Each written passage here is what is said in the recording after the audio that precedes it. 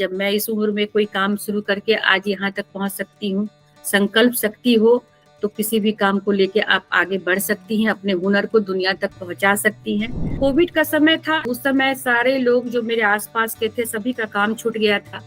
हमारे यहाँ जो हेल्पर लोग आती थी उनका भी काम छूटा हुआ था, तो वो प्रायः बोलती थी, दीदी तुम्हारे मुँह से सुनते तुम कुछ करोगी तो करो। जो हमारे हस्बैंड भी आ गए हैं घर, अब घर में बहुत आर्थिक तंगी है।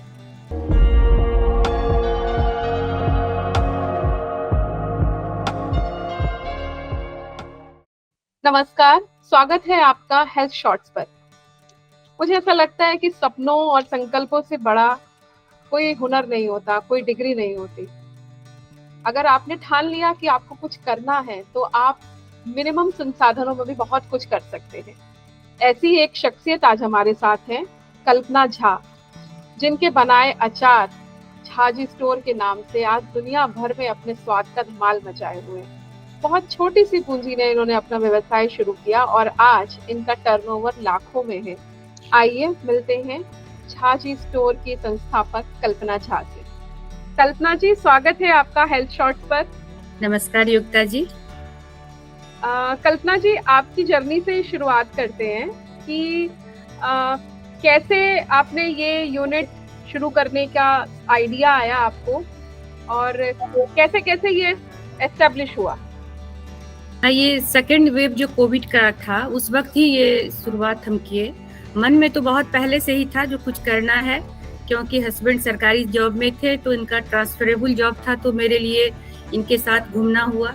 हर 2-2.5 साल पे जगह चेंज होता रहा, जिसके वजह से अपना कुछ कर नहीं पाए। हमारे यहाँ जो हेल्पर लोग आती थी उनका भी काम छूटा हुआ था, तो वो प्रायः बोलती थी, दीदी तुम्हारे मुँह से सुनते तुम कुछ करोगी तो करो। जो हमारे हस्बैंड भी आ गए हैं घर, अब घर में बहुत आर्थिक तंगी है, पैसा नहीं है, कोई काम नहीं है, तो कुछ ऐसा करो जो हम लोग को रोजगार मिले। ये भी दिमाग में उस वक्त आया और इससे एक मन में साहस बना कि नहीं करके देखते हैं। अगर कुछ लोगों को कम पसंद आएगा तो फिर उसके बाद देखा जाएगा। लेकिन हस्बैंड से 10-12 लाख रुपए मैंने ली और सारे इस काम को शुरुआत में जो भी खर्च था वो लिया इनसे, और उसके बाद अचार बनाए और बेटे के कहने से, बच्चे लोगों के मनोबल बढ़ाने से लगा कि देखते हैं। बिहार के लोग को तो पसंद आएगा ही ये अचार, क्योंकि यहाँ के टेस्ट पे बसा हुआ है, लेकिन बाहर अदर स्टेट के जैसे हो गया राजस्थान, बेंगलोर साइड, साउथ में, इस सब जगह पे पता नहीं दिल्ली में कहाँ क्या स्वाद आएगा, लोगों को पसंद या नहीं आएगा। मन में झिझक था, पता नहीं उन लोग कैसे इस अचार को लेंगे। लेकिन संगता जी जो इसको लॉन्च किए हम, उसके बाद पहले महीने से ही हमारा लगने लगा कि नहीं ये अचार लोगों को पसंद आ रहा है। पहले महीने में हम लोग 2.5 लाख का बेचे, फिर उसके बाद 3, 3.5, तीसरे महीने तक जाते जाते 5 से 6 के बीच हमारा सेल होना स्टार्ट हो गया। तब मन में, और जितने भी रिव्यू आ रहे थे वो काफी अच्छे थे। जो दादी नानी के हाथ का स्वाद याद आ गया। कल्पना जी, आपके अचार को खाने के बाद हम 25 साल पीछे चले गए, लगा जैसे गाँव पहुंच गए हैं।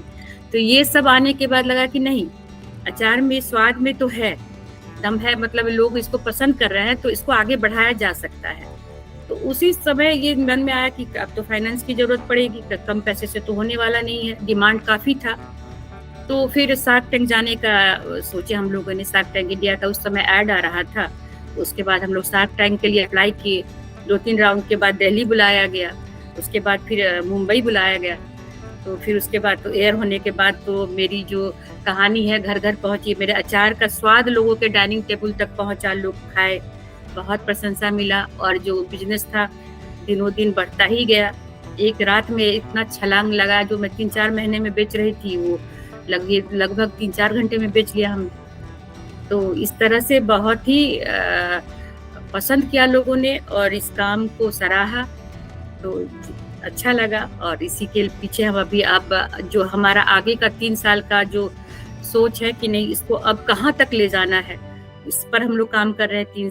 अपना कुछ काम करना है, ये शुरुआत से था या जब पति फ्री हो गए, रिटायरमेंट के करीब पहुंच गए, तब लगा कि अब मुझे अपना काम करना है? हमारे रिलेटिव थे, वो जब भी घर आए तो बोले तुम मिठाई का डब्बा मत दो, अचार का ही बरनी दो, जो तुम्हारे यही मेरे लिए गिफ्ट है, छोड़ो मिठाई, अचार ही दे दो। तो ये सब था, दिमाग में चल रहा था। लेकिन किसी भी व्यवसाय को शुरू करने में उसकी तैयारी अलग होती है, उसके बाद एक छोटे से शहर से बाहर पूरे इंडिया में सप्लाई करना, एक चेन बनाना थोड़ा टफ तो था, घबराहट काफ़ी था। और सबसे पहले तो स्वाद का, जो लोग कैसे एक्सेप्ट करते हैं इस चीज़ को। बहुत बड़े-बड़े ब्रांड हैं इस फील्ड में, लेकिन जब लगा कि नहीं, चलो झिझक छोड़ के सभी ने बहुत मनोबल बढ़ाया कि नहीं, हिम्मत करके बेटी ने कहा क्या होगा मम्मी, 10-15 लाख रुपया ही नहीं इधर उधर होगा, कोई बात नहीं, हम लोग मैनेज कर लेंगे, तुम करो, तुम्हारे मन में जब इतना है और तुम्हारा अचार भी है तो हम लोग चाहते हैं जो लोगों तक पहुंचे ये अचार। तो ये बोलते थे मुझे रिटायर करने दो, उसके बाद तुम अपना काम करना, मैं घर में रहूंगा, तुम मतलब अपना जो भी मन में है वो करना, क्योंकि मैं मधुबनी पेंटिंग भी बहुत अच्छा करती हूँ और खान पान के विषय में भी अभ्यास है, मतलब स्वाद है एक अलग। तो इस तरह से था जो दोनों में से कोई एक काम का चुनाव करूँ। फूड इंडस्ट्री एक बहुत बड़ी इंडस्ट्री है और लोग बहुत ट्रेंड होकर इसमें आते हैं। आपको शुरुआत में डर नहीं लगा कि मैं कहाँ हाथ डालने जा रही हूँ, कैसा फ्यूचर होगा इसका, या आपने उसके लिए कोई खास तैयारी की थी कि मुझे कैसे इसको बढ़ाना है? नहीं, एक्सपीरियंस तो समझिए जो माँ के हाथ से जब बनाती थी उस वक्त से लेके शादी के बाद सास के साथ बैठ के बनाना, 34 साल का एक्सपीरियंस था। ये बहुत ही ट्रेडिशनल विधि से बनने वाला अचार है, जो हमारी दादी, मुझे जितना रिमेम्बर है, दादी, माँ, सास सभी ने के घर में जो इसी विधि से बनता है। तो और फिर था जो कि स्वाद पे थोड़ा काम करना था, तो फिर जो सभी को पसंद आए। और तो उस वक्त जो रेसिपी था दिमाग में, खुद जो प्रैक्टिस से बनाए थे उसको बल्क में बनाए, एक बैच बनाए, फिर रेसिपी अपना तैयार किए। उसके बाद जब बनाए अभ्यास से तो बिल्कुल ही सटीक बैठा वो रेसिपी, जो भी लोग रिव्यू देते हैं, इससे लगता है कि नहीं सही स्वाद पकड़े, तो सीधे नानी या दादी तक लोग पहुंच रहे हैं। तो मैंने वहां से हम स्वाद ला पाए यहाँ तक, ये मेरे लिए गौरव की बात है। कल्पना जी, रेसिपी तो आपकी थी, आपने दादी नानी से सीखी थी, लेकिन इनिशियली जब आपने इस बिजनेस को शुरू किया तो कितने लोगों को साथ लेकर आप चली? नहीं, शुरुआत में तो कोविड का भी समय था, डिस्टेंस मेंटेन करना था, तो जो घर में थे उन्हीं लोगों के साथ शुरुआत किया। लगभग 5-6 लोग थे हम जो शुरुआत की उस वक्त। उसके बाद धीरे धीरे जैसे जैसे हमारा काम बढ़ता गया, डिमांड बढ़ता गया, तो लोग भी जुड़ते गए। और आज की डेट में रेगुलर काम जो कर रहे हैं फैक्ट्री के अंदर, वो 70 से 75 लोग महिलाएं हैं सब मिला के, और बच्चे भी हैं। तो इस तरह से आज के डेट में हम लोग अपने, जो मैं गार्डन में शुरू की थी, मतलब जो जगह खाली था आंगन का, उसमें शुरुआत मेरी हुई थी फैक्ट्री की। आज तारालाही एक गांव बगल में है, वहाँ पे हम लोगों ने एक जगह लिया है लीज पे, तो 2 जगह अभी हमारा काम हो रहा है, एक मेरे जहाँ पहले से शुरुआत किए थे वहाँ, और एक वहाँ, क्योंकि डिमांड है, बनाना जल्दी है, तो थोड़ा सा जगह का यहाँ कम पड़ रहा था, तो इस तरह से हम लोगों ने शिफ्ट किया वहाँ, तो काम अच्छा चल रहा है। कोई खास चुनौतियां आई आपके सामने? हाँ, बहुत तरह की चुनौतियां थी यहाँ पे, क्योंकि ये एक छोटा शहर है दरभंगा, और यहाँ से कार्टन, ग्लास जार, जो भी पैकेजिंग के लिए मटेरियल चाहिए था, उस सब चीज़ों का अरेंजमेंट पहले करना था। तो हम लोग दिल्ली से जब जैसे कुछ आ रहा, कुछ ऐसा प्रॉब्लम हो तो रुक जा रहा था वो, तो कस्टमर तक हमारा सप्लाई जो था वो थोड़ा 7 दिन के बदला 10 दिन 12 दिन में पहुँच रहा था, तो कस्टमर थोड़े नाराज हो रहे थे, तो इस सब को ठीक करना था। तो इस सब सारा चीज़ धीरे धीरे ये सॉर्ट आउट हुआ, एक जगह बना जो जहाँ से हम लोग माल लेके फिर सब पैकेजिंग करके भेजते हैं।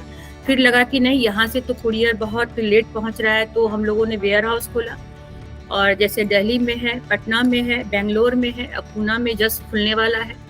तो ये सब चुनौतियों को धीरे धीरे हम लोग आगे जैसे जैसे काम आगे बढ़ रहा है, वैसे वैसे लोगों की सलाह, अपना थोड़ा सा अनुभव से ये सब चुनौतियों को दूर करते हुए हम लोग आगे बढ़े। आपके अनुभव से यंग एंटरप्रेन्योर्स को, युवा उद्यमियों को कुछ समझाना चाहें तो आप क्या सीख अपनी तरफ से उनको देना चाहेंगी, जो आपने अपने इस बिजनेस एस्टैब्लिश करने के दौरान सीखी?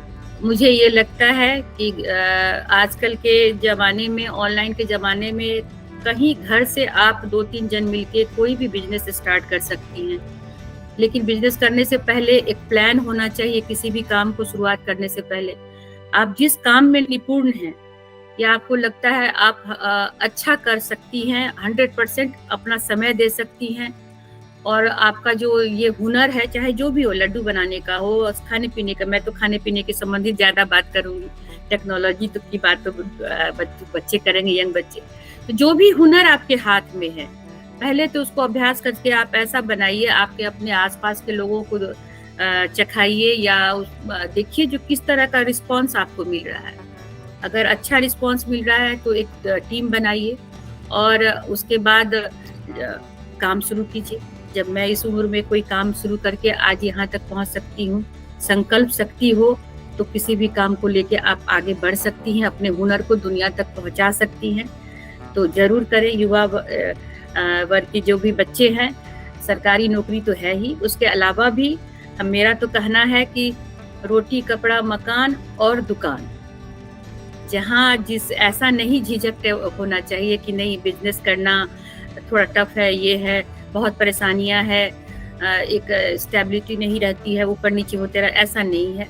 थोड़ा मेहनत तो ज़्यादा है, लेकिन करने से फिर फल भी अच्छा मिलता है। मेहनत का फल तो मीठा होता ही है।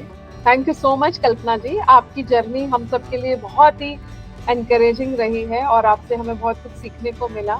आप हमारे साथ जुड़ी हेल्थ शॉर्ट से आपने बात की, आपका बहुत-बहुत धन्यवाद। ऐसी ही और भी बहुत सारी इंस्पिरेशनल स्टोरीज के बारे में जानने के लिए जुड़े रहिए हेल्थ शॉर्ट्स पर।